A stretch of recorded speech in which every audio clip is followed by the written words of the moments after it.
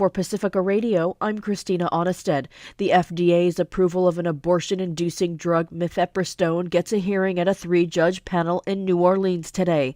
The 3 appeals court justices to hear arguments have a history of supporting restrictions on abortion. They include a Trump-appointed judge and a former clerk for conservative Supreme Court Justice Clarence Thomas. The drug mifepristone remains available while the litigation plays out. It's expected to wind up before the Supreme Court.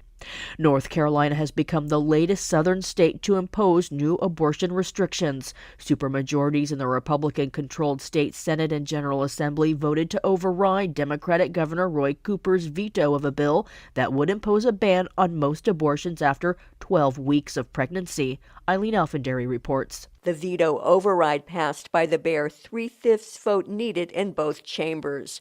General Assembly Republican Sarah Stevens called the measure a very mainstream approach. The things in this bill are not obstacles to abortion. They're safeguards.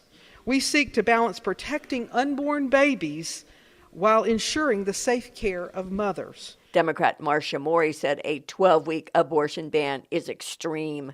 We are risking women's lives. We are threatening doctors, nurses, clinicians with legal actions, with disbarment, with penalties from doing their jobs. Democratic Governor Roy Cooper vetoed the legislation over the weekend after spending last week traveling around North Carolina to persuade at least one Republican to side with him on the override. None of them did. As one southern state after the other has voted to impose draconian abortion bans, North Carolina had been a haven for women in the South seeking the procedure. The new 12-week abortion ban will take effect on July 1st. I'm Eileen Alfandary for KPFA News. President Joe Biden and House Speaker Kevin McCarthy have tapped top emissaries to negotiate a deal to avert an unprecedented national default and find common ground that's been amiss thus far.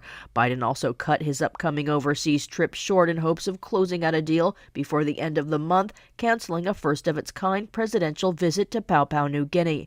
The U.S. faces a default in less than 2 weeks. Edwin J. Vieira reports. At a meeting of the Independent Community Bankers of America, Treasury Secretary Janet Yellen described the consequences of Congress not raising the debt ceiling.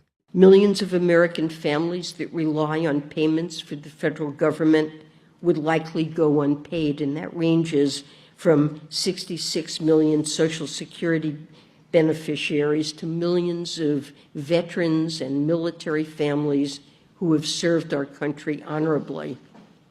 A default could cause widespread suffering as Americans lose the income they need to get by.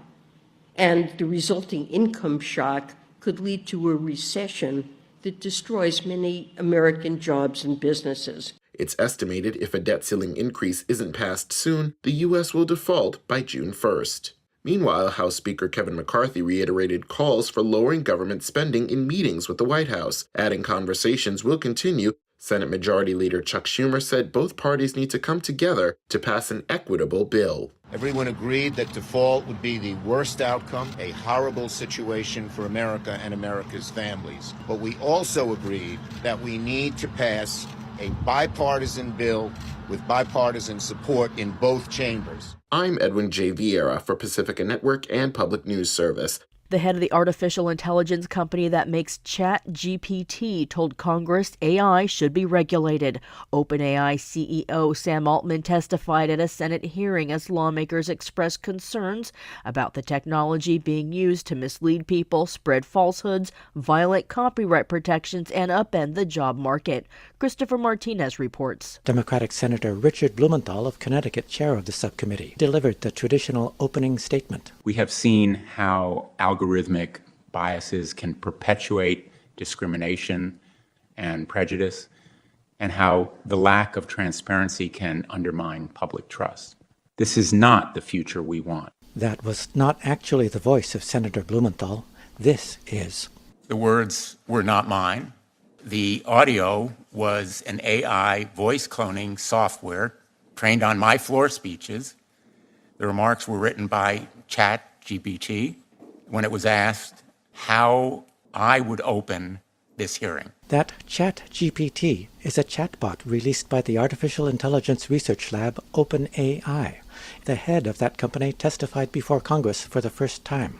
I think if this technology goes wrong, it can go quite wrong. Sam Altman is CEO of OpenAI.